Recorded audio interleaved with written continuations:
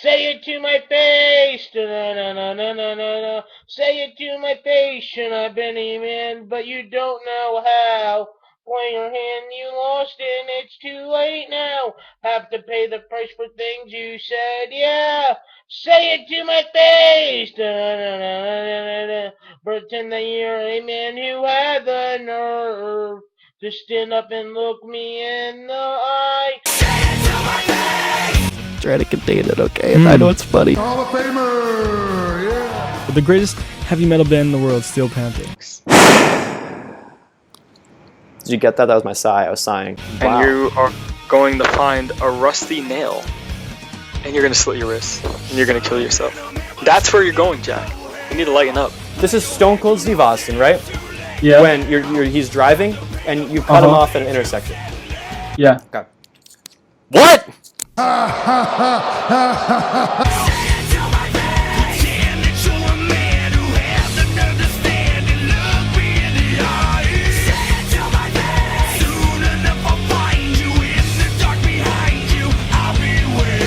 You gotta do some shrooms or something. Have you ever seen the Attitude Adjustment?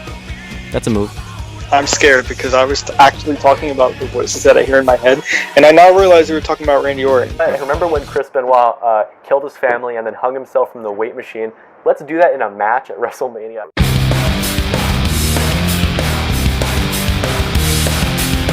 Listen up, turn it up and rock it out. Party on, I wanna hear you scream and shout. This is real as it gets. I came to your town to get some fucking respect. Taking it back to a hardcore level. You better be ready, put your pedal to the metal. Taking it back to a hardcore level. Better be ready, put your pedal to the metal. Go! Whoa, I never give in. Whoa, I never give up. Whoa, I never give in. I just wanna be loved. Whoa, I never give in. Whoa, I never give up. Whoa, I never give in. I just wanna be loved. I am Jack Peterson. I am Ajax. I am Mr. Clean. I'm Take Two. I am Dick Blood. I am Sex Puck.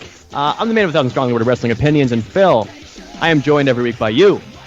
I'm Phil. I'm Prince Havoc. I'm Take One.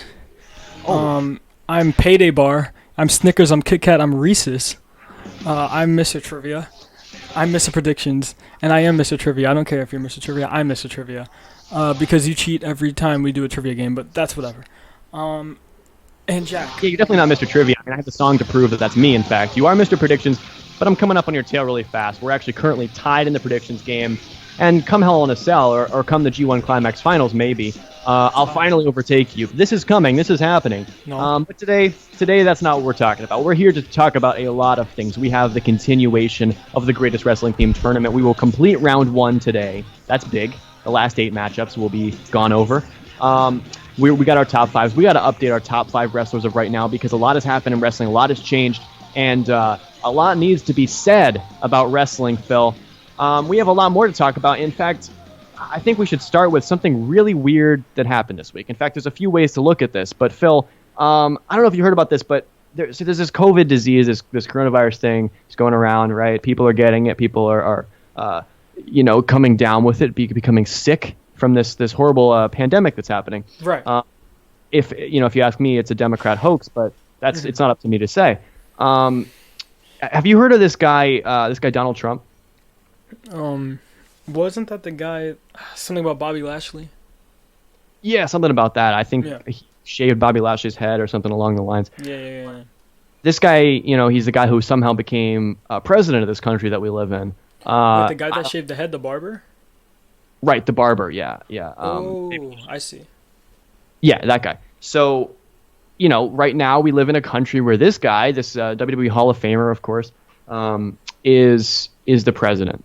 And not only is he the president, but he's a sick man, Phil. He came down this week with this coronavirus, and of course everybody, including myself, were kind of calling it, you might say, karma.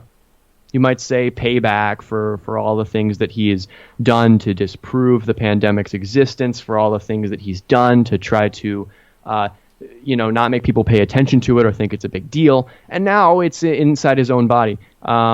he finally got discharged from the hospital. He was there for a few days. People thought that he was going to die from it. People were cheering the possibility that he might die. I know that I was. Wait. You mean to tell me that you were wishing death upon somebody? Oh my God, Jack. Who was that? You're evil. You Isn't it right? disgust me. You shouldn't have a platform. Oh. I don't know. I don't think that I'm the one who did that, but let me just say, some people did it, and I don't know. Maybe I retweeted some of that stuff. It's not for me to say. This is just. I'm not saying it happened. I'm not saying it didn't happen. But I will say, when I look at my notes here, I look at my notes for this episode and COVID, and then it says ha ha ha ha ha ha ha ha ha ha ha ha ha. Ha ha ha ha ha ha ha ha ha. Wait, is that the intro to Ted DiBiase's theme? Yeah, I think you might get it. Well, if it's not that, then I'm confused. That can't be right. That's all. Oh wait, there's another. Ha ha ha ha ha ha ha ha ha. LOL. Ha ha ha ha ha. Wait, Ha. that wasn't in his theme. I didn't hear LOL in his theme. Who? Ted? Yeah, what? Ha ha lol. No. It goes ha ha ha ha ha ha ha ha. Money, money, money, money, money, money, money, money, money, EE. Especially the E part, yeah. No. Well, that's not all that I have to say about the situation, because look, Trump, the president, he got COVID, right? We get it. He's apparently getting better now. Who knows? Whatever. There's a lot. We could spend a lot of time on that, but there's no real need to. It is what it is. It's called karma, ladies and gentlemen. That's what it's called. A lot of people were not happy about this. A lot of people on both the right wing and also the left wing somehow were saying, hey, I hope Trump gets better. They were saying, I hope that he can be at his full health and full potential by the time the election comes around, so that Biden can beat him fair and square. And look, honestly, I don't want him to die. I would prefer that he could lose that election fair and square, because I think at this point that's what he kind of deserves to happen to him, right? That's my opinion. A lot of people didn't agree with that. A lot of people were saying things like, I hope that he fully recovers so that we can have this fair and square election. People like Obama were saying that. People like Joe Biden himself were saying that. I found that kind of weird, but I don't know. That's just me. I happened to, like I said, retweet a lot of things this week. A lot of things that were maybe laughing in the face of the whole situation, maybe making fun of Trump, whatever. I liked a lot of tweets too. And somehow, somebody who I didn't really expect to talk to this week took issue with these tweets. You heard of this guy, Kevin Scampoli? Yeah, I know him. Yeah, so Kevin is a guy, we've talked about him on the show before. In fact, he's in our normal intro, his voice. You used to call into his show a lot. I own several t-shirts with his name on them. Yeah. We both have been huge fans of this guy's podcast, the whole fucking show. We Hit and Run, Raw's Fourth Hour, all these shows that he's done over the years. Kind of our inspiration to get involved with radio and podcasting, right? Right. But the thing about him is that he's kind of changed recently. We addressed this on our show a while back, where we talked about how he kind of leaked, the information about Sammy Guevara, the clip from his show where Sammy Guevara was saying that thing about Sasha Banks, right? That ended up getting him in trouble. Kevin has become a kind of guy who likes to jump on these big things, these big sort of edgy jokes to try to get himself fame, to get himself headlines. That's always been his style. He's always kind of done that since the early days when he first started in 2007 with his old shows. But more recently, he's kind of turned it from being edgy for the sake of a joke to being edgy for the sake of edgy. So a couple of years ago when the election happened, he had not mentioned anything about it before, about Trump or about Hillary or whatever. And in fact, on TWFS, on WAR, on his other shows, he frequently talked about his left-wing politics. He frequently talked about how he supported Obama and whatnot.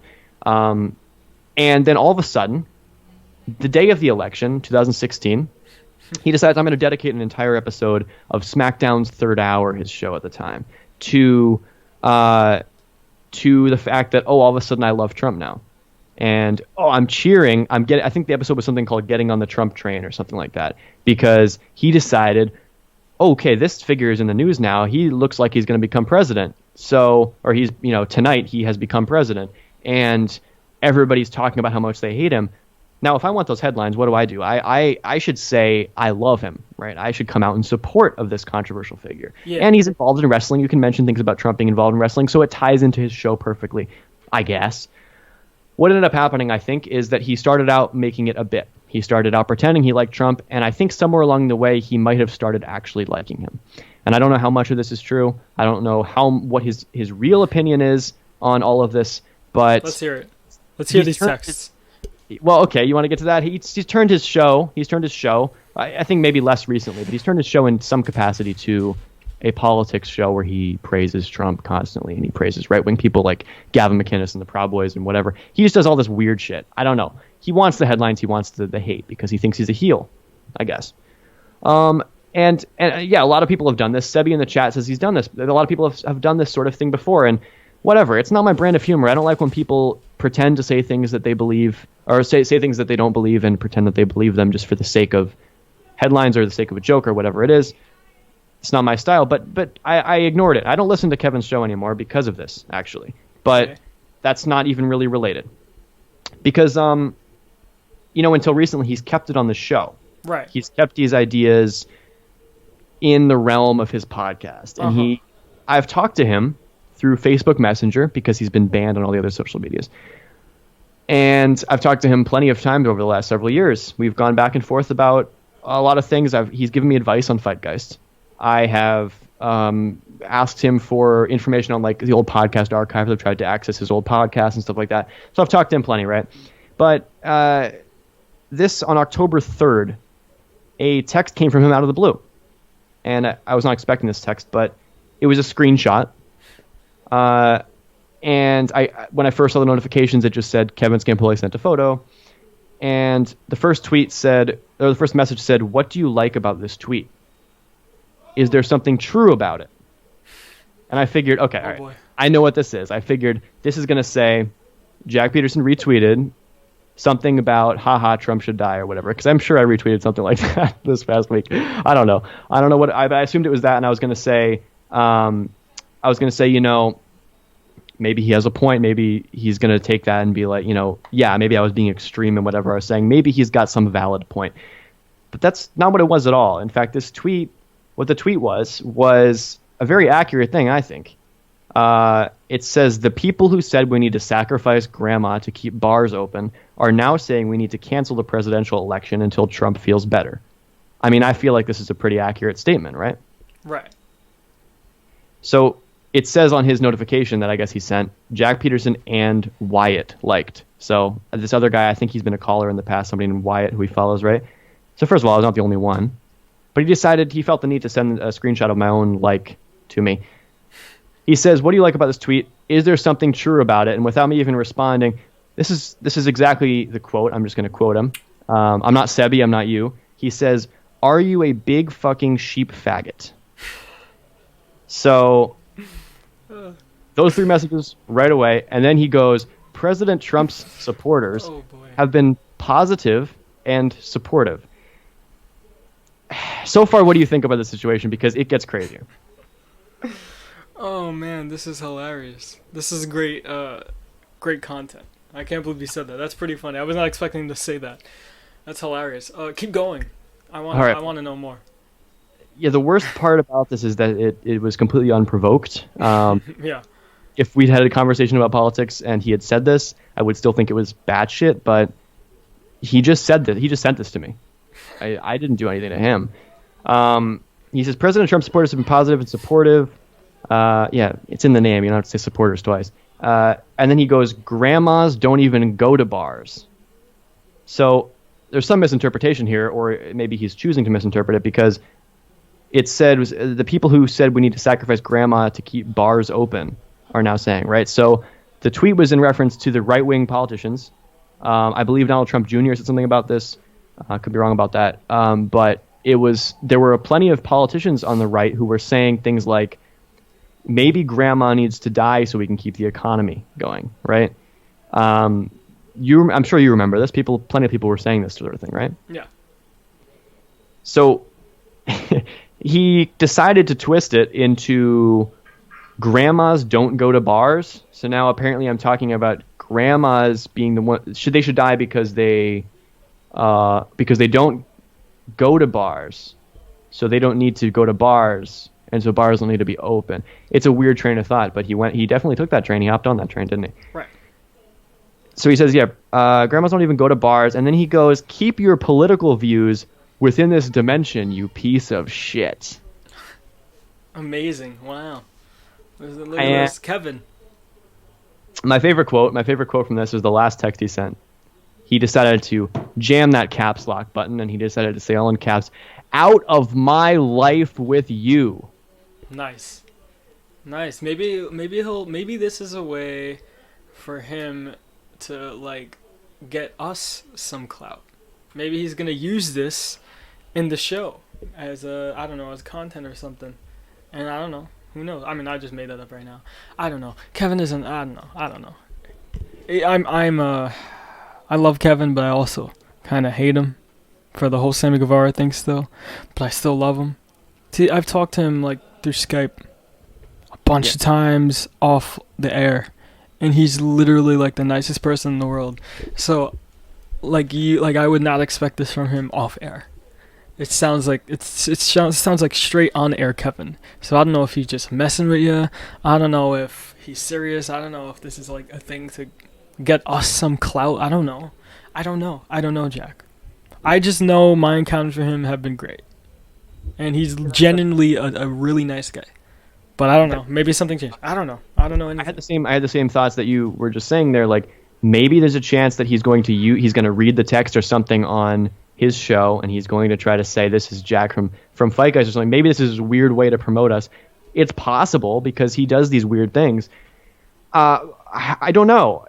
What was especially weird about this is the fact that when he's on the show, he can be an asshole to everybody, to his callers, to his co-hosts, whatever, because that's how he is. He's like supposed to be the bad guy. He's supposed to be the wild personality, and I feel like that's kind of fine, because when he's off air, when the stream ends, when he's talking to you in messages, emails, or whatever, he's always a really nice guy. In fact, they used to do a bit on the show on his old TWFS episodes where he would compare off-air Kevin to on-air Kevin and how they're very different people. When he's talking to people in real life, he'd have audio of him talking to the pizza guy or something, just to show, why is he putting on such a character on the show when he's not like this at all in real life? So there is usually a dichotomy. Usually, this does not transcend past the show, and I would never think these messages would happen, but they did. And so my first response, and by the way, I wish I could say that there were more texts from him, but no, I responded to him, and he has not responded yet. What I said was, haha, is this a bit? Because my first thought was he was fucking with me. You might be missing the point of the tweet, I guess. No one's talking about grandmas going to bars. It's a reference to the numerous Republicans who have said that some people dying of COVID is worth it to save the economy. Also, the idea that Trump supporters are positive and supportive about anything is pretty funny. And then I said, yes, I'm a big fucking sheep faggot. Thanks. Oh. And I said, it's a quote. And then I said, did you message this whole thing to Wyatt too? Because apparently this person Wyatt liked the tweet as well. So I hope that he said the exact same thing, or was he just doing it because he felt like messaging me? I don't know. Weird guy, can't explain it. Sebi in the chat used to be a fan of Kevin's as well, and he says, Kevin's been shitty to me in the DMs only once. He DM'd me negatively in the past regarding me making a comment on me being positive on Fat Cassius Ono / Chris Hero. So that seems a little bit more like a bit than this to me, because if he messaged you saying, oh, you think it's okay that Chris Hero's fat, then I think he's just joking, but I don't know. I don't know who this guy is anymore.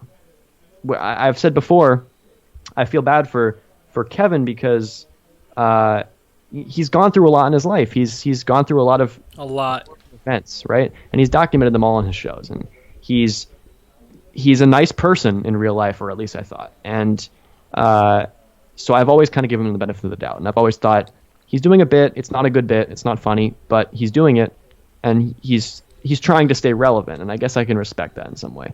So I usually would just forget about it, and I wouldn't think too hard. I'm not going to listen to the show if he's talking about how he likes Trump, but if that's what his idea is of some sort of comedy, then that's fine. So he can do that, and he can see how many fans it drives away, because it does drive away a lot of fans, and he knows that because first of all, his YouTube account is gone now. They banned it. I'm not sure exactly why, but his YouTube account is gone, so he uses only Twitch. So sad. And it's got to be a big blow to his ad revenue. He's got to be making a lot less money. He uses it as his only job. He's lost sponsorships. He's lost co-hosts. He's lost fans.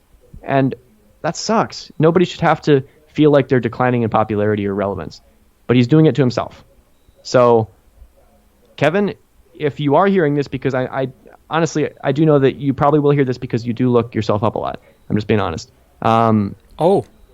Go ahead and come on the show and we can talk about this, because if this is something you actually think, I'm no longer going to support you. If it's something that you don't actually think and you're doing it as a bit, all right, fine, maybe I can play along. But I don't know.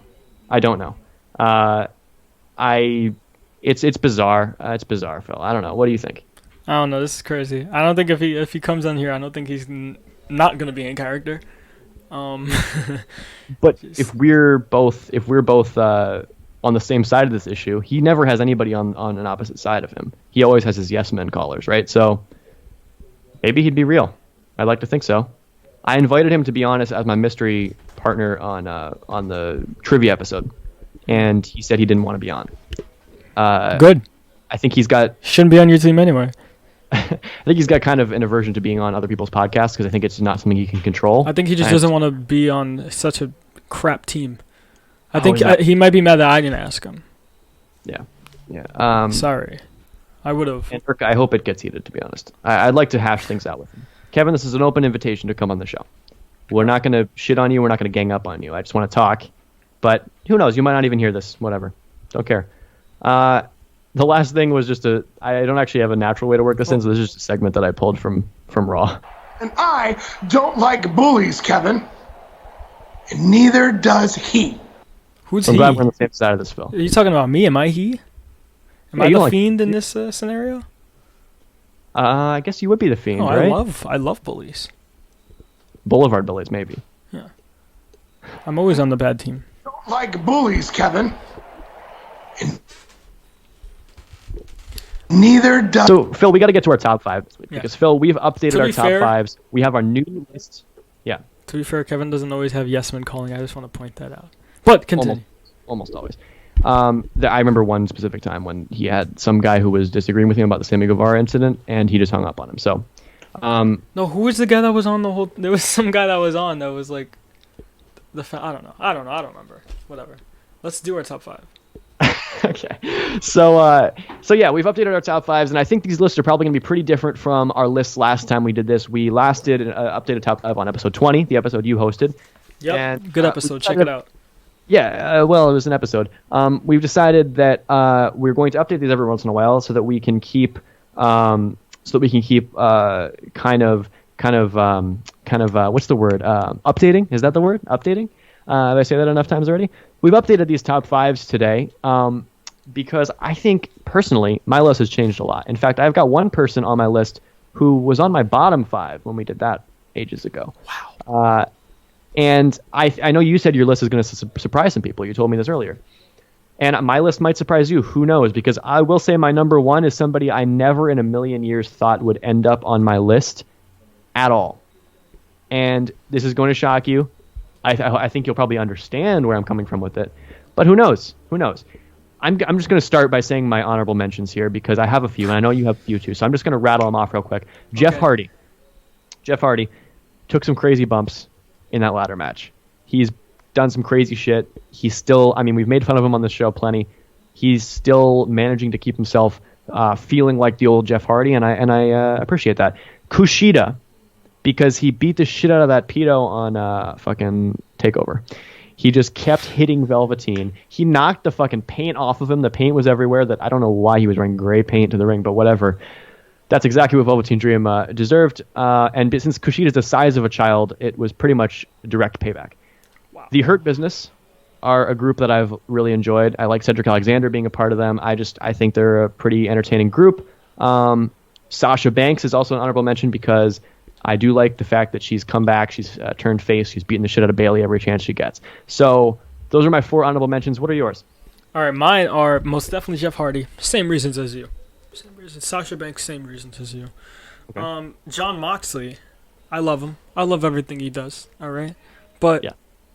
I don't know. Doesn't make top 5. What can I tell you? R-Truth. R-Truth is absolutely hilarious, and I watch Raw Talk every Monday too, which is just the funniest thing in the world. I recommend it. It's real funny stuff. FTR, great tag team. Great tag team. You're coming around on them because every time I've mentioned FTR or the Revival in the past as my favorite tag team, you're always just like, no, come on, because you only like the 2 out of 3 falls. You only like traditional wrestling matches like submissions only or something. You use that as an example why I'm like an elitist wrestling fan. So yeah, the next one on my honorable mentions, Hangman Page. You gotta love him. He's solo. He doesn't want to be solo, but he's riding solo. It's a complicated life for the bud. He is, what is he? I forgot. What was the quote that he said? It was some real emo quote. He had demons inside of him or something. Yeah. Poor guy. I love Hangman Page. And then the Young Bucks. The Young Bucks should honestly be on this top 5, but I just didn't know where to put them, so they're not on it because I didn't know where to put them. It's kind of like that. Now, Jack, let me hear your number 5. I just want to say I love the Young Bucks. Love the Young Bucks heel turn. Young Bucks will always be all the way up there for me. I have their shirt on right now, all right? But they're not in the top 5 because I didn't know where to put them. That's my excuse. There we go. Now, Jack, let me hear your number 5. Okay. All right. So, yeah, you mentioned a few AEW people, and with the exception of the Young Bucks, of course. I can agree that I considered all of those people, Moxley, Hangman, fucking FTR. I considered them all to be on my list. I thought about it. They're not even honorable mentions for me, but they all almost made it because these are all wrestlers I really like. But when it came down to it, my top 5 is made up of approximately 0 members of the AEW roster. I have nobody on my list who is in AEW. And it's weird. Usually we have at least one person. Usually Chris Jericho is on my list. Usually Hangman's on my list, whatever. I'm not going to say I'm sour on AEW. Oh, am I frozen? No, you're not.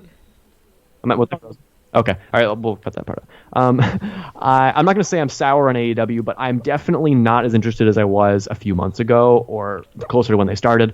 I think my interest in AEW in general has kind of declined, and I'm sure you at least in some way disagree with that, but regardless... Yeah, I do. Also, okay, Chris Jericho was also on my honorable mention. Just, I had to switch it up. Well, Chris Jericho, for me, after spreading COVID to 250,000 people, is probably on my bottom 5. I like it. Of course you do. My top 5 is all made up of main roster WWE people, which is weird for me because usually I would also have an NXT person. I had Kushida in my honorable mentions, but nobody from NXT either. I've been liking NXT fine, but it also doesn't pop for me, just like Dynamite doesn't pop for me. And NJPW, kind of same deal. I thought about some people from the G1, but it's really just a bunch of matches happening. Whatever. My top 5. All right. Number 5. I mentioned that this has been a guy who was on my bottom 5 earlier. Oh, and a lot of people really were upset when I put him on my bottom 5. I believe that was episode 6, our first live episode we did. And the first time we ever had a live chat. And I remember people like Sebi, people like CM Punk Kid was in there. I think Pat was in there, and as well as you, were all jumping down my throat about the fact that I put Drew McIntyre, the WWE champion, on my bottom 5. I think I had him low. I think I had him as my number 5 on that list. So I wasn't saying I hated him. I was just saying I was not interested in his face turn. And I'm going to be honest. I have come around on Drew McIntyre as a good guy. I'm so happy. I'm so happy you said that. I'm very, very, very happy you said that. So he's your number 5. He is.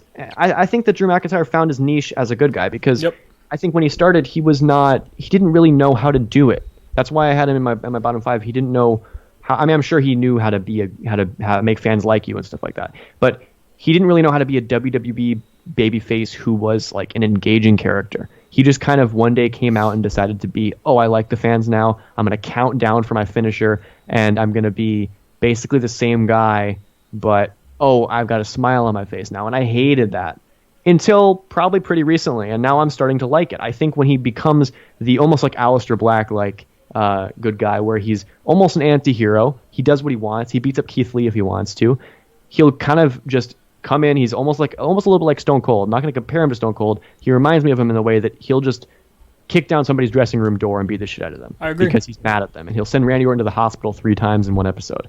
I think that's pretty dope. I love the Randy Orton feud with Drew McIntyre. I gotta say, when he comes on screen, I pay attention.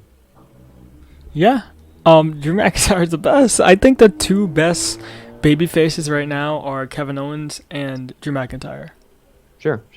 Like, Yeah. I mean, Street Profits are awesome too, and like, don't get me wrong, but like Kevin and Drew, they were really good heels, and it's like they brought that same thing, but made it really good as a face. I don't know how to explain it. They're just doing everything so right, so perfectly.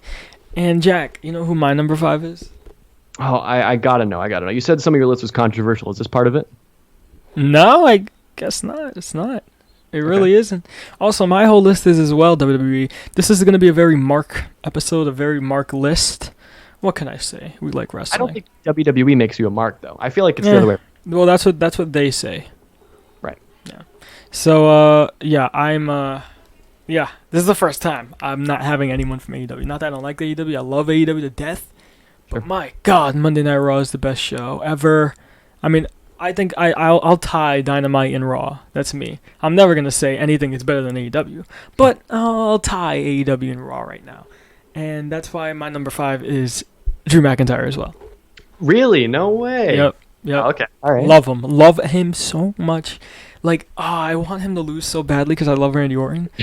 But at the same time, Drew McIntyre is so cool. Like, he does it so well.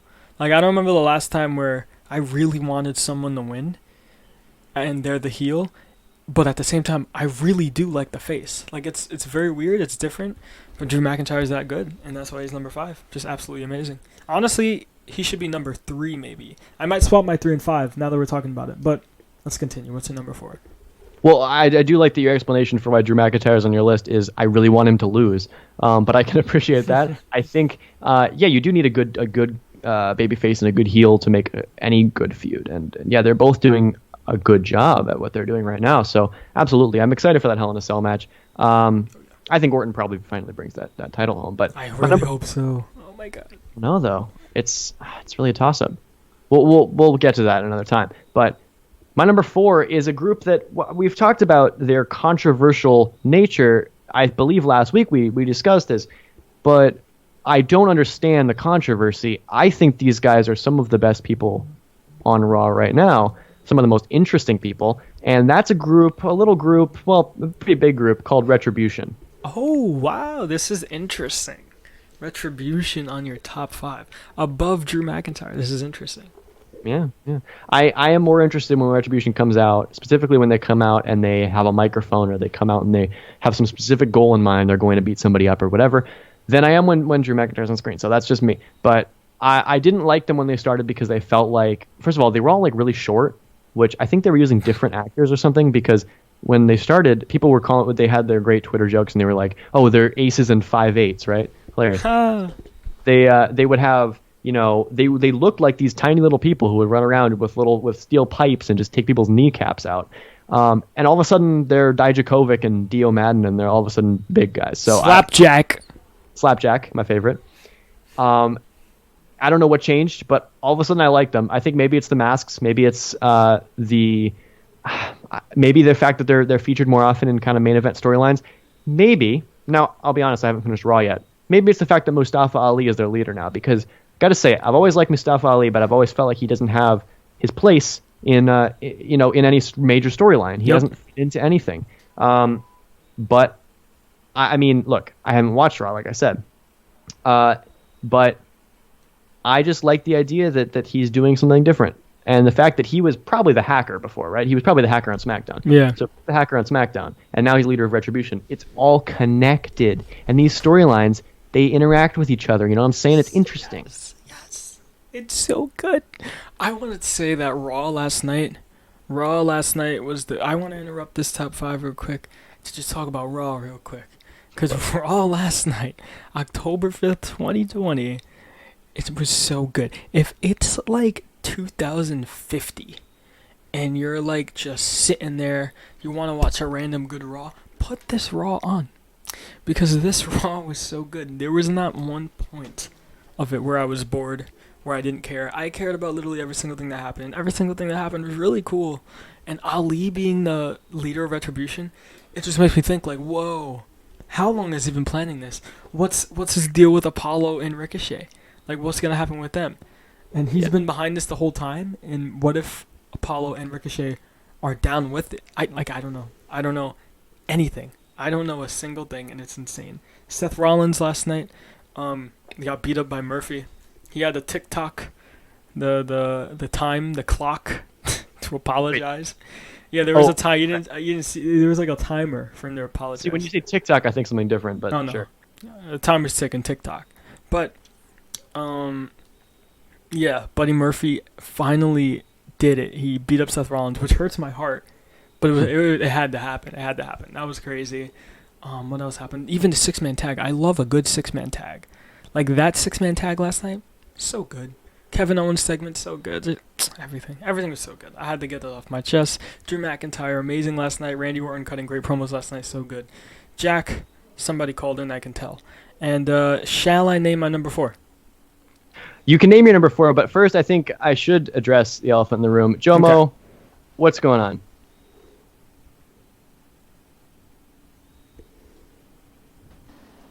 Hello?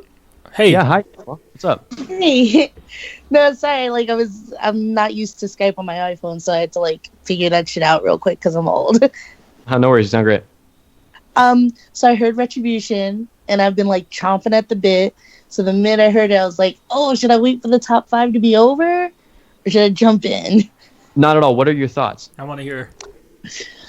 Well, there's a lot to get into because it's like at first when Retribution came out, we were like, fuck. Because we all know the McMahons suck at the tip of the dick of Donald Trump. So we were worried because it was like low key, it was Aces and Eights version of Antifa. So like, we're like, fuck. And like Jack said, the minute they got Mustafa as the lead, like it started like firming up and we started going, oh shit, okay, it's getting better. And then Mustafa came out, and then the storyline yesterday hit a whole new zenith.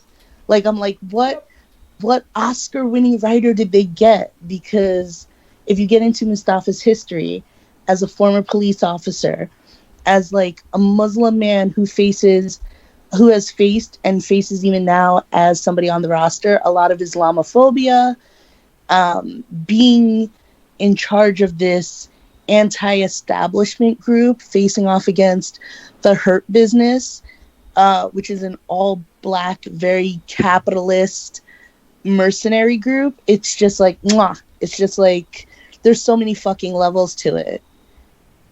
Yeah, I saw you in the chat talking about this and saying you had strong opinions, and I thought you were going to call in and say that you hated this, but you're a big fan of the Mustafa turn, huh? Of course, like we saw the hacker thing that was starting to form, and I do believe that was waylaid by COVID, like a lot of shit, because like I feel like there were a lot of storylines like starting to build before this landed, this unfortunate pandemic, and respectable, like I respect these athletes for stepping back and taking the time. Like Roman is immunocompromised because he has had his battles with leukemia, and on top of it, we did not know this, his wife at the time was pregnant, and both of them were very much the ones who would suffer most from this. And Mustafa has kids, and so they took a step back and they sort of had to juggle things, but then Mustafa got brought back in and they made him the leader of this group. And I just think that it was so fortuitous and so good. And like I can't, like I would love to slam WWE. Like, I love it. I drink the haterade. Phil can tell you this. Yep. But they knocked it out the park. I agree. It was the coolest thing ever. And there are so many levels to it. I never thought of it the way you're talking about it right now, but you're so right. There's so many levels to this, and it's just the greatest thing ever. This storyline is so amazing. I still can't believe it's Mustafa Ali. I thought it was gonna be like Seth Rollins or something, but no, it was freaking Mustafa Ali. Like this whole time, like I cannot wait for Raw next week. Like They what are couldn't. they They gonna say? couldn't have had a white guy in charge of it. They couldn't. It had to have been somebody of color. And I just love the fact that not only is it somebody of color, but you have Retribution is going to be the anti-heroes. They're going to be. It's going to be essentially heel versus heel, you know. Oh, and yeah. I love that. I love when you don't have this white hat versus black hat. Yeah. And WWE, I feel like I hate sounding like CM Punk during a pipe bomb, but I'm like, Vince gotta die. Like, Vince gotta go. Because that's sort of like archaic good guy versus bad guy. You know, the American versus the villainous non-white or the villainous non-American heel. It's gotta go. Like, shit is nebulous. We're in shades of gray right now. And I feel like Hurt Business versus Retribution is very much like shades of gray. Yeah. That's one of the main issues I took with the Brian Alvarez thing we were talking about last week, is that I think a lot of wrestling fans, they see it in simply black and white with wrestling throughout history, that you have to have the heels versus the faces at all times, and it has to be this good guy is always good and always does these, so-called perfect heroic things, and the bad guy is the complete opposite of that. It has to be Jesus versus Hitler or whatever. And you can't do that and expect people to continue to root for a variety of different characters, because they're also, with the constant turns between heel and face, a lot of people have, people are going to lose interest in that sort of thing because these are not realistic characters. So I thought that the Hurt Business were supposed to be the good guys of the them versus Retribution idea, because they were defending against like the outside attackers. But the fact that they're like the mercenaries and they want to be paid for it, and the fact that Retribution, if you don't like WWE, like most people don't, they really are the good guys. So it's interesting to be able to see it in a lot of different ways. But Jomo, thank you for your call. Do you have any final thoughts? I will say this. I do feel like it's going to be very much an ideological battle. If they're smart. If they're smart, it will be an ideological battle. It will be like, well, and I feel like depending on who it is, one will be your good guy and one will be your bad guy.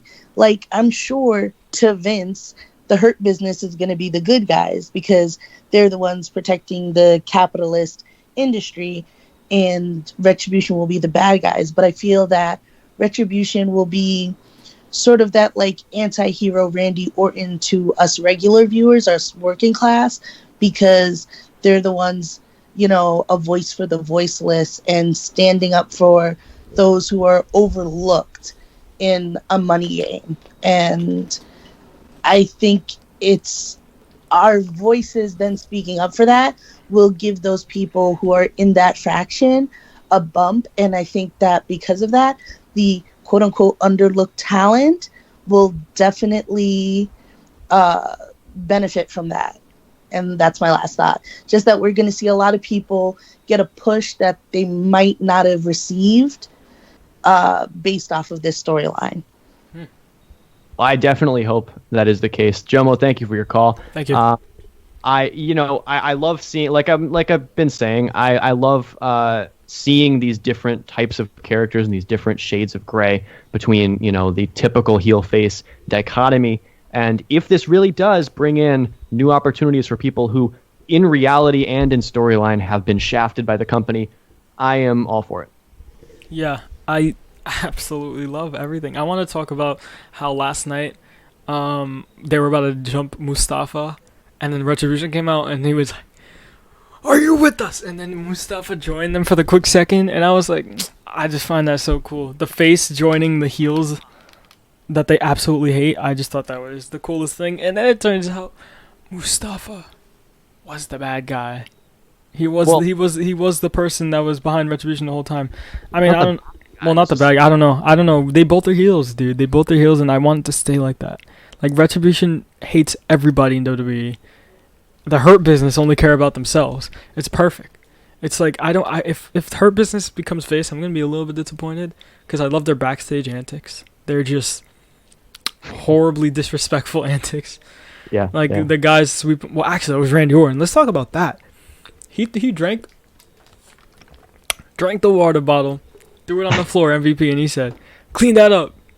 And that was Randy Orton, because that was the guy that was Randy Orton in the janitor disguise, custodian disguise. Excuse my French. Yeah, and that's crazy. I wonder if that's gonna lead to anything. Maybe I'm overthinking it.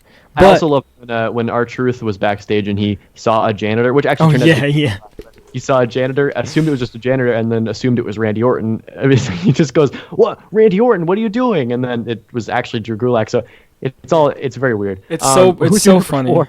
It's so funny. Number 4. Wait, there was something else I wanted to say. What did I want to say? Mustafa Ali should be in my top 5 now that I'm thinking of it. He's just way cooler. Like the minute he turned around, I was like, oh! Instantly, he's just way cooler.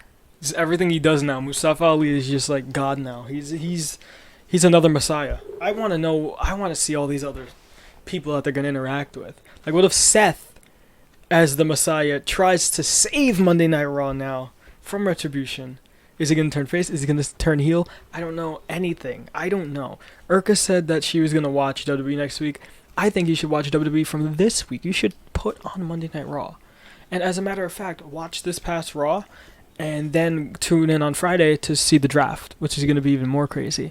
And then next Monday, we have the draft again, draft part 2, which, oh my God, I'm scared of. I don't... No, I think it's after that, actually, but... What? Because this Friday's a regular SmackDown. Oh, I thought this Friday was a draft.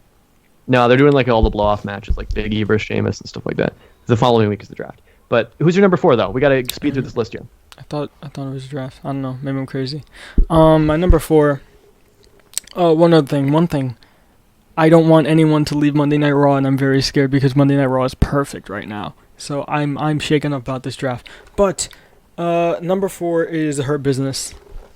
Oh, okay. All right. Absolutely amazing. And we basically talked about them in our last conversation. Yeah. But yeah. Just, God, they're so good. I love them so much. What's your number 4? Well, my number 4 is Retribution, but my number 3... number 3. We've basically already gone over him, but the janitor himself, Randy Orton. Really? I don't know whether he's going to win the title. I think he probably will because it's his 3rd shot at the belt, so he's got to fucking win it or else he looks like a complete goober. But Randy Orton, last time we did this list, I think he was both of our number 1s. We were so high on Randy Orton because he was doing the Legend Killer thing, and he was beating up Edge, and... all that, and it's still going in a different way where these legends come back to bite him, but then he fucking went out, just pulled out his machine gun and mowed him down in that dark room. Yeah, loved it. As he should. Fuck the old guys. God. And the match at SummerSlam was great. The match at Clash of Champions was great. The Hell in a Cell is probably going to be the best one. He still does default sometimes back to that really slow, kind of lethargic Randy Orton style. You could see elements of that in the ambulance match, but when it comes down to it, he knows the story he's trying to tell. He's very good at it. I hope he wins the belt. But who's your number 3? I hope he wins the belt too. My number 3 is Street Profits. I just love them so much. They're such a good tag team, so good on the mic, such a good tag team, such good wrestlers. What, Jack? How do you not like the Street Profits? I think I might swap. I don't know if I would want to swap my number 5, put Drew McIntyre for the Street Profits, or put Drew McIntyre at number 3 and then bump down Street Profits to Her Business. I don't know. I don't know. Now I'm overthinking it. But they're on my list. Street Profits are just the coolest. I love them. I don't know how you cannot like them. They're really good in the ring. Have you seen Montez Ford's Frog Splash? He goes to heaven. Yes, of course. He goes to heaven. How is that not cool? They could not do anything. They could just be more lazier than Orange Cassidy and just talk and do that one frog splash, and I'll be happy. I guess I can see that, but I just don't like their promos. That's my main problem. What? How do you not like their promos? And we've talked about this before. I don't like because we're up and we want the smoke. It's the most boring fucking catchphrase. I don't like it. How is that boring? What's wrong with you? You're not cool. I don't like you today. I'm not a fan of you, Jack. You never like me. And I never like the Street Profits, and that's okay with me. But I can see why you like them. They are good in the ring. I don't like their constant fights with Andrade and Garza, too. That just tires me out, honestly. I still love it. Of course you do. Jomo did correct me in the chat saying the draft does start this Friday, but I don't know. Yeah. I'm pretty sure it doesn't, but I don't know. You might be right. No, it does start this Friday. Part 1 is this Friday, and then Part 2 is on Monday. You know, we have like the whatever draft on Friday, and we have the big draft, the big homie on Monday. I guess. The draft that matters, the main event, the Raw draft. Well, technically they both matter because some people are going to Raw, some people are going to SmackDown on Friday. But you know what I mean. Raw is better than SmackDown. Always. My number 2 is a guy who I actually really haven't liked in a while, but he's a guy who I think recently has really reinvigorated himself, and I think his gimmick that he's using right now is pretty solid. What do you think about this guy, Sami Zayn? Because right now, for me, he is one of the few wrestlers who I consistently, every time they're out there, I root for him to win. I don't know why, honestly. I think maybe it's because he's kind of right in terms of his character's motivations, in terms of him wanting to hold on to that belt because he believes that he has held it this entire time. Yeah, technically he was gone for 6 months, and they don't mention why. They never say it was because of COVID, but they say, oh, he disappeared for 6 months, so he deserves to get the title vacated from him. But whatever. He's been the champion this whole time. Can't tell me any different. Sami Zayn, dope ladder match. I picked him and I won in the predictions game, and he had the smartest strategy in that match, I got to say. When he's handcuffing people to the ladders, why has nobody ever done that before? This guy's a genius. I love his look. I love how he's growing his beard and his hair out as far as it can go. The pants and everything like that. It's just like, it's such a different look, a different style. Sami Zayn, I almost made him my number 1 because honestly, this guy, wow, fucking goat. Yeah, I love Sami Zayn. I agree with you. He honestly should be an honorable mention. He's amazing in the ring, on the mic. Jesus, that whole match. Dude, the handcuffing. I've never seen anything like that before. That was just the coolest thing in the world. And he put the one cuff through Jeff Hardy's earlobe. Yeah. Like, what? That's insanity. Sami Zayn looks like Pat from the Boulevard Bullies before he got his new haircut. I just want to point that out. I think Sammy was watching a lot of Boulevard Bullies on Twitch. Yeah. And he was like, okay, I want to look like that guy. I'm convinced. And Jomo said in the chat, I think Street Profits will be dealing with Rudy Ziggler for now, and I agree. I think that's the way it's going to be. But, yeah. I love Sami Zayn. Well, who's your number 2 then? If it's not Sami Zayn, if he's just an honorable mention, who could possibly be better than this guy? What's up, CWL Universe? Question I asked. Seth Rollins. Seth Rollins is my number 2. He is my messiah, my Monday Night Messiah. I'm a disciple. No, I don't think I'd want to be a disciple. I don't want to get my hair pulled like the way he grabs Buddy Murphy's beard. But, yeah, Seth Rollins is amazing. Everything he does, I love his matches. These matches with Dominic and stuff, I love them so much. They're so good. I'm kind of sad that Buddy Murphy and Seth probably aren't going to be on the same team anymore, because I do like them as a tag team. But I'm sure their matches against each other are going to be absolutely amazing. Did you see that knee that he did to, what's his name last night? He kneed him in the face. Buddy Murphy did a flying knee while the dude jumped off the top rope. Out cold, 1, 2, 3. Crazy. Like I said, I didn't watch Raw, but you didn't watch Raw. But Seth Rollins, what were we going to say? Seth Rollins is absolutely, I do love him, and I've loved him for a very long time, but Yes. I mean, and I have had him as my number 1 on my top 5 in past rankings, but I'm not a fan of, like, I love the Buddy Murphy thing, but I'm just not a fan of the fact that the Mysterio stuff keeps going. I'm just kind of a little bit over that. You mean to tell me you're not interested in the fact that Buddy Murphy and Aaliyah are like seeing each other secretly? I like that, but I think that's interesting. A lot of people are not like. Not like. The age gap is too much. I don't Yikes. really care about that part, but which I guess technically it's like 10 years or something, right? But whatever. It's not illegal. Yeah, and Hey, Freddie. that's not the part I don't like. The part is that I don't like. Well, first of all, that Seth Rollins segment where he came out and said that fucking Aaliyah was not. That was raised great. That was cringeworthy. And then How? That was great. Cringeworthy. Don't. You want to talk about cringeworthy? Look up Daniel Bryan, but continue. What are you talking about? Continue. My number 1 is a guy I like I said, I never thought I would include him on this list. But he's a guy I'm liking now, and I think a lot of people are liking him for the first time in years now. A guy who had a much-needed heel turn. Okay. Much-needed pairing with a certain manager. And honestly is starting to revolutionize my enjoyment of SmackDown, a show that I usually don't like a whole lot, but with a little man called Roman Reigns on top, I certainly enjoy watching it. Honestly, he should be on my honorable mentions. I love Roman Reigns too right now. Absolutely amazing. Also, another thing I want to say, I don't know how you can call that Seth Rollins segment cringeworthy when like your favorite of all time is like Daniel Bryan, who is just horribly cringe. Horribly. Not even in the top 5. I don't. All right. I don't understand why you love Daniel Bryan so much. I don't understand. Get it. I don't know. I don't know how you could like Daniel Bryan so much, but then call what Seth did cringeworthy. I just will never get it. I'll never get that. Are you doing a Kevin style bit right now? Are you going to call me a sheep next? Maybe. Or are you that other word he used? Roman Reigns, regardless of how I feel about Daniel Bryan, who's one of the best of all time. Roman Reigns. Roman Reigns is great. The Tribal Chief, big fan. Oh, I thought you were gonna say more. Yeah, big fan. I mean, dude, this match at Clash of Champions. My God, the story that they tell. Don't do that shit. Don't do that shit. I'ma throw it. You're the Tribal Chief. That's what you want to hear. You're the Tribal Chief. Oh God, that was just so cool. That was so cool. I love Roman Reigns. That's insanity. You're not gonna take this from me. I provide for my family. I'm the head of the table.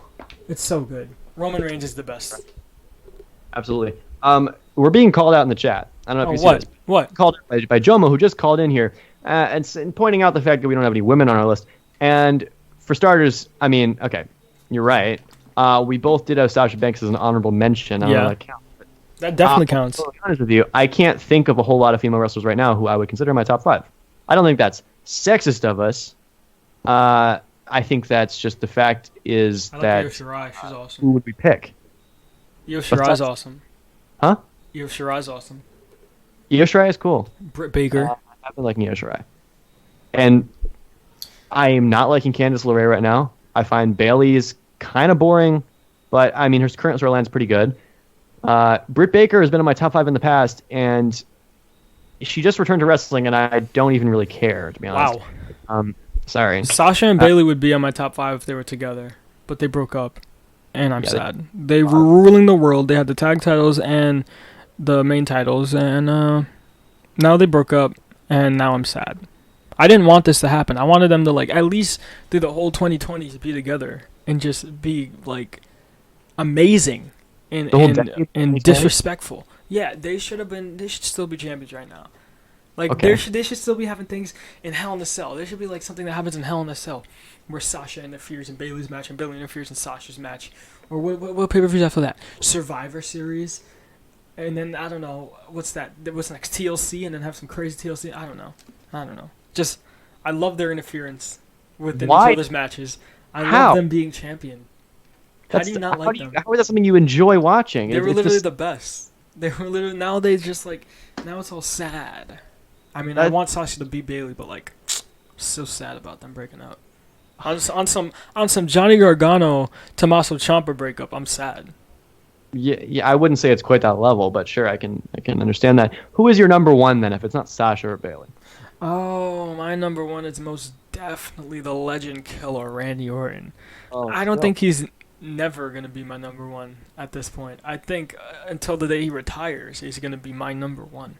He just does everything perfectly. Everything that a wrestler should be is Randy Orton right now.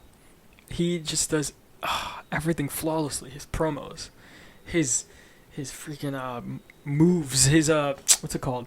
His power slam. Oh, let's talk about it. Let's talk about that. I mean, he's been doing it for years, but I just want to talk about it. That's lovely. Boom. Goldust does it too, but he doesn't do it that good like Randy Orton. Randy Orton, his matches are great, his promos are great, his ring presence is great, his aura is great, his attitude is great. The way he just slithers around, even in the 6-man tag last night. The way he would just do little things just to get the other person's attention so that they would get beat up. It's just so perfect. His promos, his actions, I can go on and on about how perfect Randy Orton is right now. He is my favorite wrestler right now. And Lucha Freddy talk about how he takes an arm drag beautifully. Yes, he does. Me and Lucha Freddy were talking about our favorite moves to do last night, and I brought up an arm drag. And Lucha Freddy talked about how Randy Orton takes an arm drag beautifully. By that I mean, instead of taking the bump to the side, he does a flip bump, which I still have to look up. But I believe you. I never really noticed it before. Jack, have you ever noticed that? I never really noticed that. And now that I'm thinking about it, I'm trying to visualize that. Yeah, same. Flip bump over the body with... I don't even see how that works. I know it works. Okay. Well, I believe that it works. But All right. Well, okay. I gotta look this up now. One thing I'm noticing though is that your top 5 seems like it's pretty similar to your last top 5. How? Didn't you have Randy Orton, Seth Rollins, Street Profits last time? No, I had Randy Orton and Seth Rollins. I think Seth was number 1 and Randy was number 2, maybe. No, I think Randy was still number 1. But no, it was way different. Drew McIntyre wasn't on there, Hurt Business wasn't on there, and Street Profits weren't on there. Well, I actually respect that you don't change your opinions on these wrestlers very often because for me, they have one bad segment and I'm all of a sudden like, oh, maybe they're in my bottom 5 now. So That's crazy. Yeah, they have one good match and You're not loyal. They're way better than I thought. How many people have you cheated on, Jack? How many people have I cheated on? You sound like an unloyal saying man. I'm not loyal to these wrestlers, yeah. If you're not loyal to your wrestlers, how are you going to be loyal to your woman? Okay, well, you want to talk about women, you want to talk about relationships. I know that last week you mentioned a few relationships you've been in the past. Right. We talked about a lot of drama that you've had in your past relationships, especially within the last couple months.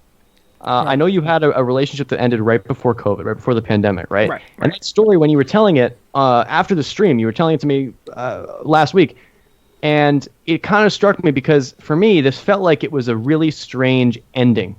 Really? What was so strange? Well, why don't you tell this story? Because I know that you had what I thought seemed like a pretty good relationship with this girl, and it ended very abruptly in what sounds like it was very much your fault. My fault? Not really. I mean, it was the world's fault. What did the world do? I mean, honestly, basically what it came down to, we were together, whatever, before COVID. It was cool, it was great, it was fun. And then coronavirus happened. So that means I couldn't see her anymore. And then it was just like, we were talking every day on the phone, but we didn't see each other. And then it's like, okay, I don't want to talk to you every day on the phone. I kind of want to play PUBG, if you know what I mean. And then it's like, okay, I don't really want to talk to you anymore. And then I got bored. It's as simple as me just getting bored because I wasn't able to see her. Which probably would have happened even if I was able to see her. Probably would have still gotten bored, but that's because that's just the way it is. But, yeah. Yes.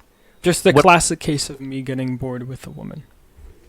Or with that, I mean, honestly, that's kind of a descriptor of like a lot of things that happen in your life, period. But I think you're leaving out a part of this story that happened. What part? Well, I remember you telling me at the time there was a text she had sent you that you found very off-putting because of how sudden it was. Do you remember a certain word that started with L that she used? No. You don't remember what I'm talking about at all? I don't remember. I remember this that I sent some Evanescence concert, found some Evanescence concert on YouTube, and I was like, "Yo, check this out! Yo, this is so cool! Oh my god!" And then she was like, "It was like, oh lol, okay." It was like a LOL, okay, and I was like, ew, I don't like that response. That's such a dry response. I'm gone. I can understand. It was levels that built up to the goneness, but you know, to the gone. The abrupt leaving, my abrupt absence. But there were levels, you know. Things happen. I'm like a little bit annoyed, but it's whatever. And it's like, I'm really hype about something, and you give me some dry response. Okay, I'm gone. I got annoyed. Whatever. What can you do? I was bored anyway. Well, I'm a little bit worried about your future children when we have to talk to them one day and have to ask what happened when their dad Phil went out and bought some milk and never came back. Because, to be honest, that's what I'm hearing here is that you do get bored very easily with a lot of things. Pat in the chat says it's your ADD. Very well. I don't have that for the record. Absolutely. Yeah, nobody believes you, buddy. We have established the board. Sorry, it's my ADD. Right, of course. In this case, though, it seems a little bit unwarranted. Honestly, I feel kind of bad for this girl because I remember you telling me that she had said to you that she loved you. Right. She had used that word. Mm-hmm. And it was early on in the relationship. And I remember you telling me it was a little weird that came out of nowhere and that you got an I love you very early on. Oh, yeah. Is this why you ended the relationship? No, just got bored. Because you were bored. Yeah, it's as simple as that, honestly. I didn't even have to say that much. Right. Just got bored. Right. Well, I feel like this was something, the way that you were talking about this girl months ago, it makes me feel like this could still work out. Really? Yeah, I don't know if I want to play a little matchmaker here or whatever, but I feel like if you were to call this girl right now on the show, Right. I think we could work this out. I think we could get this relationship back on the tracks.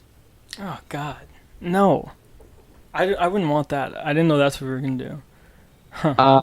You didn't know that's what you were going to do. Yeah, you didn't suggest it yourself, huh? Phil, Get back first, together. what's this That's girl's so lame. name? What? What's this girl's first name? Destiny with an I. Got you. So, do you have your phone available right now? I do. I think it's time to apologize for you Stacy. over here. You want me to apologize? Yes. Ew, what? No, I'm not gonna apologize. That's so Well, I know you wouldn't lame. apologize because you didn't even apologize to me when you ditched me for golf, but you ditched this girl in a totally different way.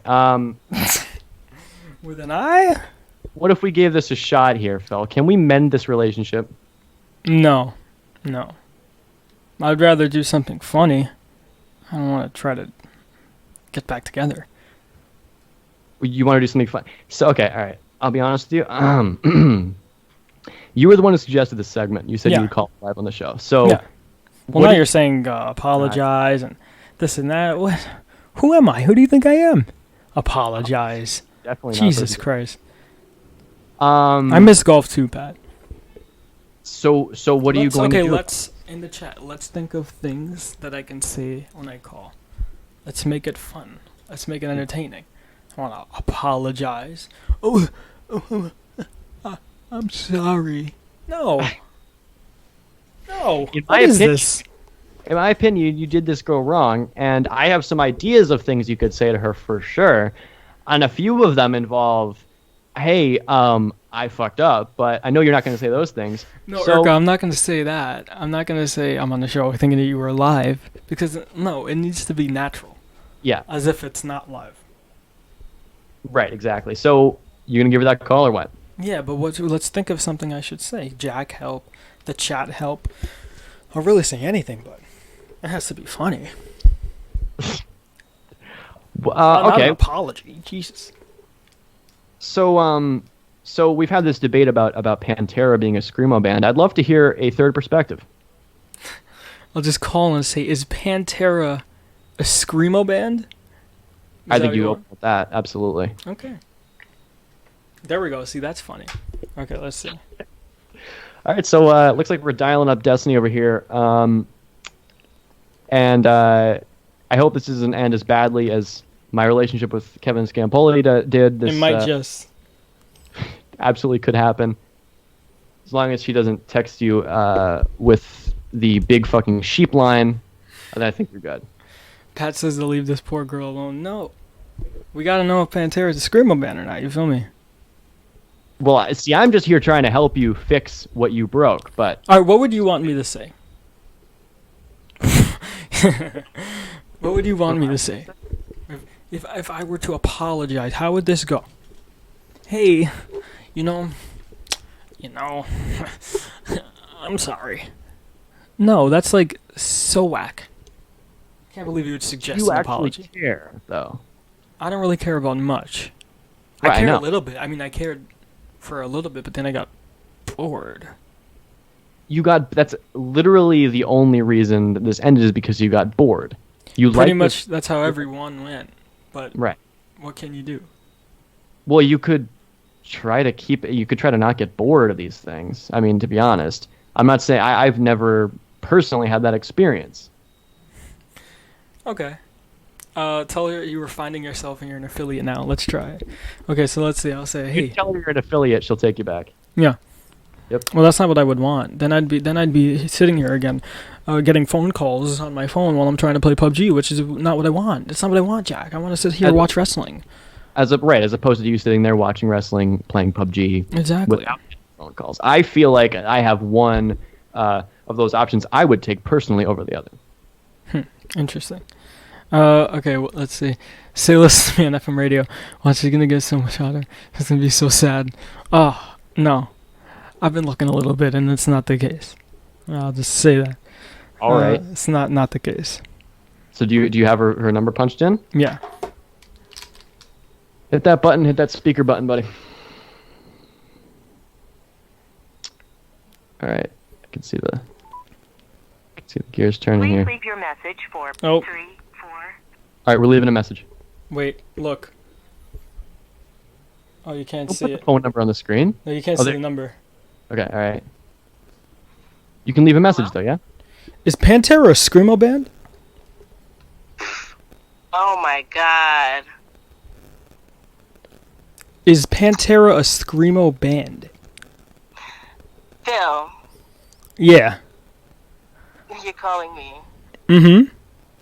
Tell her you're an Why? affiliate Because I'm an affiliate. on Fill Twitch. you with?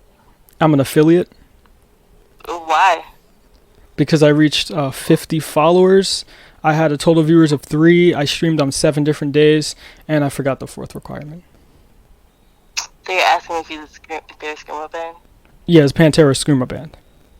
I mean, I don't listen to them enough to know, so... Can you listen to them and tell me? right now? Yeah. And then I'll text you? No. Listen right now, and then tell me. Oh, On what? If you're calling me on my phone, I'm supposed to listen to them. well, you go on your computer. That's mad work. Wow. Well, just tell me yes or no. You've heard No. Pantera. You know Walk? Yeah, no, they're not a I hate screamo that band. song. Oh, you hate that Oh, there's song. another- Oh. Yeah, Why? Oh, see, somebody's on my it's not side. good. I like the song. Oh, nice. Well, this was fun. No, Thank you. hold on. I hope. Who's gonna win, Drew McIntyre or Randy Orton? Oh, wait. Oh, she hung up. Did you hang up? Yeah, I said this was fun, and it was like, oh. The fuck was that, dude? Well, I didn't know I was going to ask about Drew McIntyre, Randy Orton. Damn it. She Should've told actually me. picked up. You had that in the bag. You could have done something there. Well, okay, then I'll call back. What do you want me to do? You're gonna call again? Sure, what do you want me to say? Well, I mean, I don't really know who's gonna win between Drew McIntyre and Randy Orton, and I feel like we need to settle a debate here. Actually, wait, hold on. We were gonna get to our results from our the greatest theme tournament, and we actually had a tie in our most recent round. Jeff Hardy's theme, Another Me from TNA, or Sexy Boy from Shawn Michaels. I think we should have a tiebreaker named Destiny on the other line there. Wait, what are the songs? Another Me, Jeff Hardy. Okay. Sexy Boy, Shawn Michaels. Yeah. Okay. Also, maybe you might as well read the lyrics to Sexy Boy there too and just see what happens.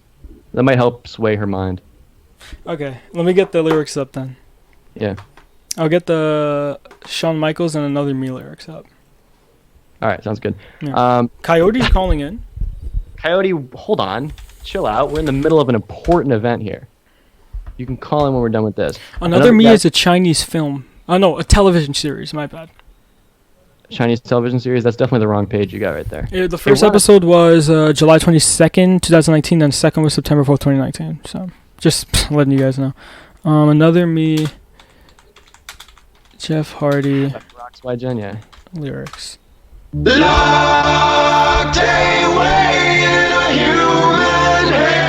That song or?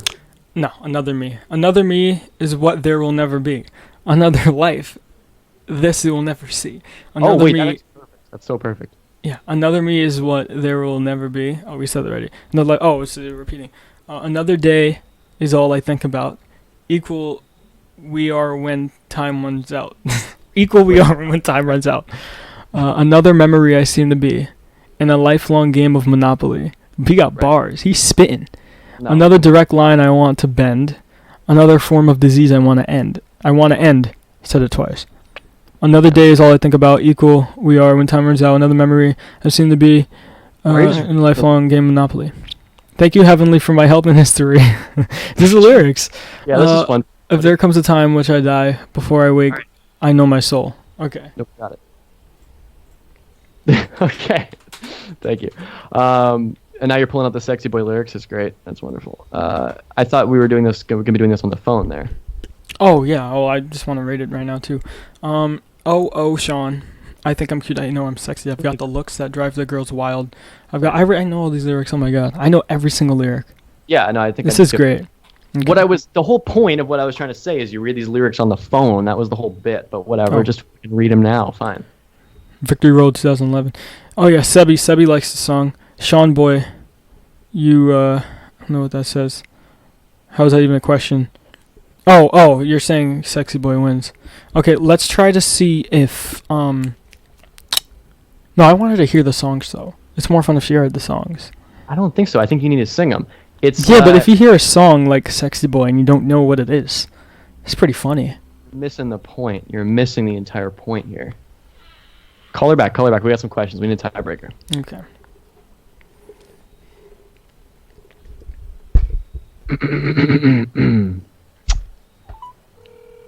Okay.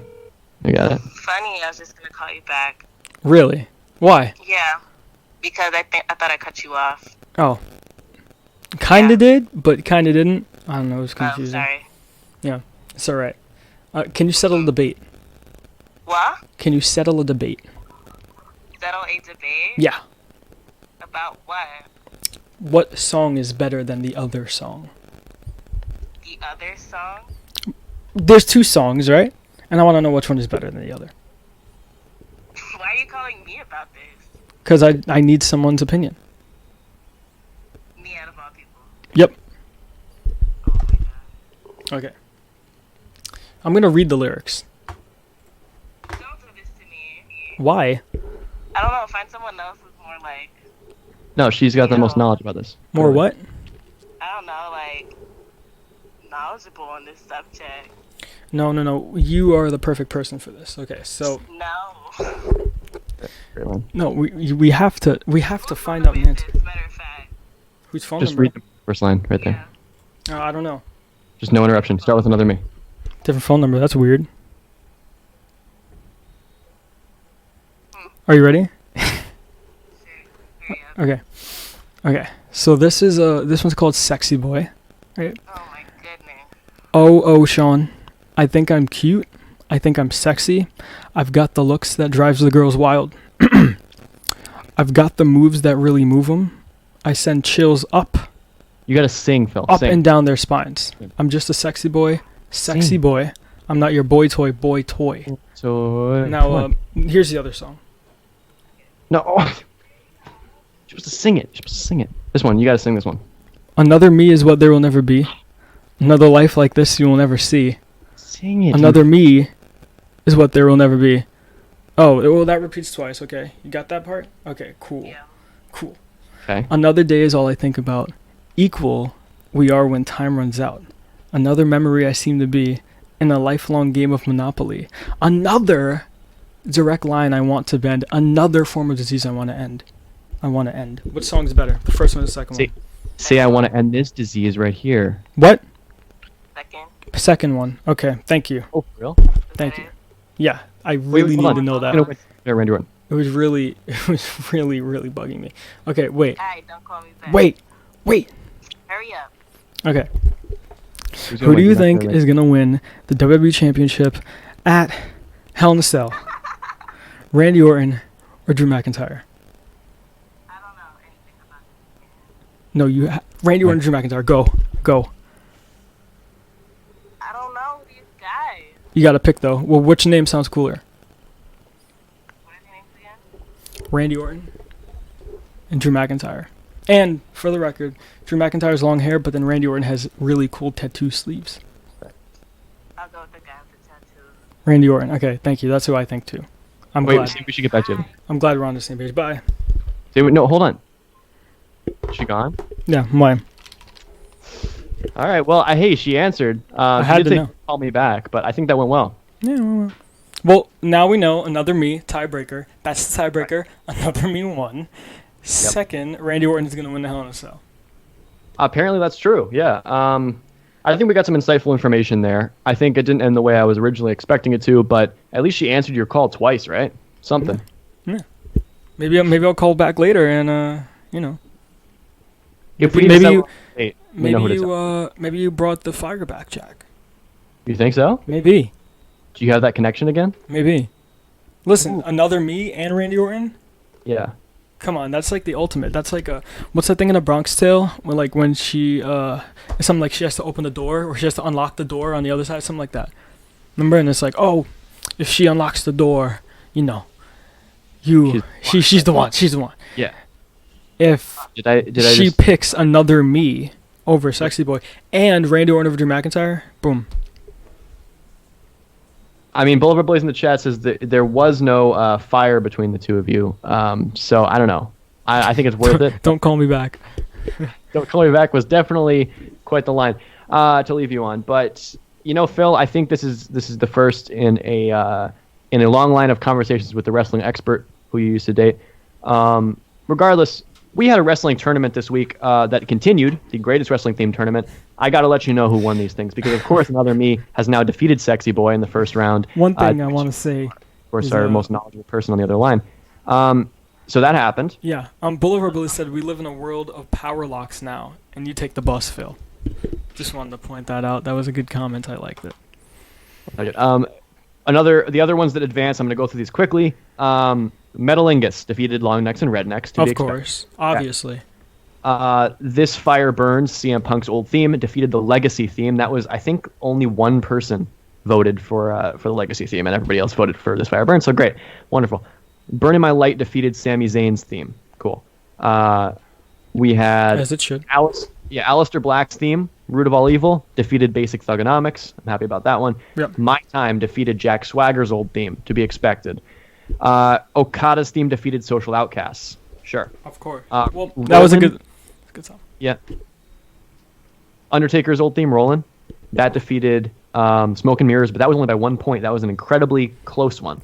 Can you guys believe that Smoke and Mirrors by Jim Johnston almost beat Rollin' by Limp Bizkit? Now, I love Smoke and Mirrors, but I'm just saying. That's a little crazy, don't you think? For it to be so close. By one vote, Rollin' won. It's almost disrespectful. I love Smoke and Mirrors. Dash and Cody Rhodes, awesome. But, wow. By 1 point, Limp Bizkit won. It's true. It's sad. I think the one that really disappointed me the most, though, was Walk by Pantera, RVD's ECW theme song. It lost. Or no, it won, actually. Sorry. The part that annoyed me was the fact that it did win. It defeated Sheamus' old theme, Written in My Face, and I'm pissed because I love that song. It's a shameful thing. Lobster had that whole deal. Walk is way better. Thanks. No, it's not. It really is. It really is. It's going to be going up against, in the next round, Okada's theme, so I don't know. Please, guys, vote for Okada. Let me it would be fun if I was if I told Jack one day, well, you can't do this because, whatever, Corona. But if I was like, hey, man, you want to go to this Killers concert, dude? Hey, man, you want to go to this car seat headrest concert, man? Yeah. And then I take him to, Summer Slaughterfest or something, and he gets put in a freaking, cattle decapitation mosh pit. That would be great. That would be fun. I should set you up like that one day. Yeah, like the time you tried to get my ass kicked at a Ring of Honor show by saying I hated the Young Bucks. Yeah. And okay, so I'm gonna get to the last matchups. I think there might be 10 here. And this is the end of round 1 here, so I'm going to go through these fast. If you would like to put your vote in the chat, you can if you're in the live chat right now, twitch.tv/FightGeist Wrestling if you'd like to join us live each and every week, Tuesday nights at 6 p.m. Eastern Standard Time. If not, you can go to @FightGeist Wrestling on Instagram, and during the week, the polls will be put up on the Instagram stories, and you can vote on there. That's kind of the preferred way. It's easier to tally, but if you'd like to put your votes in the chat, twitch.tv/FightGeist Wrestling, then that's what you can do. Regardless, I'm going to run through these. Christian, Just Close Your Eyes versus Dude Love. Okay, for round 1. Rebel Heart, Johnny Gargano's former theme song, versus Perfection, Dolph Ziggler's former theme song. Okay. No Chance in Hell, Vince McMahon's song, which is a very well-liked theme song, versus a song called Jane, which is by Jefferson Starship, which is our wrestling, or what's it called? Losing it here. Outro music. Right. You're about to hear. Yeah. So if you'd like to frame a reference there, the Orange Cassidy's former theme from the Indies. We have Stone Cold's theme versus EC3's theme, Trouble, from TNA. Okay. We have Shibata's theme from New Japan, which I think is an absolute banger, versus CM Punk's Ring of Honor theme, Miseria Canter. And we have Triple H, this is an interesting one, Triple H's theme versus Undertaker's theme. The game? Yeah, the game, yeah. And we have No More Words, Jeff Hardy's theme, which he's supposedly bringing back very soon, versus Off the Chain, Robert Roode's TNA theme, which I think is kind of an underrated song. I don't know. It's a little bit of a joke pick, but it's it's all right. Let's say our picks. Go with you say first pick of the first one. We'll go down the list. Oh, go down the list. Okay. You know what? All right, fine. So we have. I'm gonna go with Christian against Dude Love. Who I'm gonna have to go with Christian too. I love Dude Love, but that Christian song is really good. Yeah, Rebel Heart versus Perfection. Perfection. All right, I'm going Rebel Heart. No Chance in Hell versus Jane versus this song is playing right now. No chance. No chance? All right, I'm going with Jane because you're probably not going to win. Stone Cold versus EC3. Oh, Stone Cold. Me too. Shibata versus CM Punk Ring of Honor. CM Punk Ring of Honor. I'm going Shibata. Game versus Undertaker. The Game. Yeah, me too. No More Words versus Off the Chain. No More Words. Yeah, me too. Broken Dreams, Drew McIntyre's old theme versus the Evolution song. I'd have to go Evolution. Okay, I'm gonna go Broken Dreams. Cult of Personality, CM Punk's most famous theme song, versus Mick Foley's regular theme. The one that starts with the car crash. CM Punk. CM Punk. CM Punk. CM Punk, me too. And then this is the last one of the first round. Okay, the last matchup of the first round here. Bray Wyatt's theme versus Say It to My Face, our opening intro song from FightGeist, which is also Alex Riley's theme, of course. So Bray Wyatt. What do you say? Bray Wyatt? Bray Wyatt. Yeah, agreed. Just because I have a weird feeling Say It to My Face might come around and actually win, so I gotta be on the Bray Wyatt side. Also, it's a better song. But Phil, those are our final matchups in the first round of this massive Greatest Wrestling Theme tournament. We are going to determine, by the end of this year, we are going to determine which theme is actually the undisputed best wrestling theme in history. And, that'll be laid out there for everybody to process. Agree or disagree, you can't, because it's the real pick. It's the real one. Phil, it's been quite a day. You called your ex. She had some interesting wrestling opinions. Yep. We beefed with Kevin Scampoli. We ranked our top 5. We talked about Retribution and how they're going to change wrestling forever. Phil, I'm Jack Peterson. I'm Ajax. I'm Mr. Clean of Sex Pac, a man with 1,000 strongly worded wrestling opinions. I'm Phil's White Tiger. I am Dick Blood, and I'm joined every week by the man across the internet and his ex-girlfriend. You have a good memory. I know that I'm Phil and Mr. Predictions, and I think I'm too sweet. And Jack, this was the 30th episode of FightGeist. Did you know that? I did. It's a big, what's the word I'm looking for? A big thing. Yeah. It's a big thing. Are you proud? I'm pretty proud. The fact that we've gotten this far and that we're now only going to be on FM radio in just 2 weeks. Yeah. I got to say, it's been a good run. You know why we're going to be on FM radio? Why's that? Because we are FightGeist, the alternative wrestling podcast.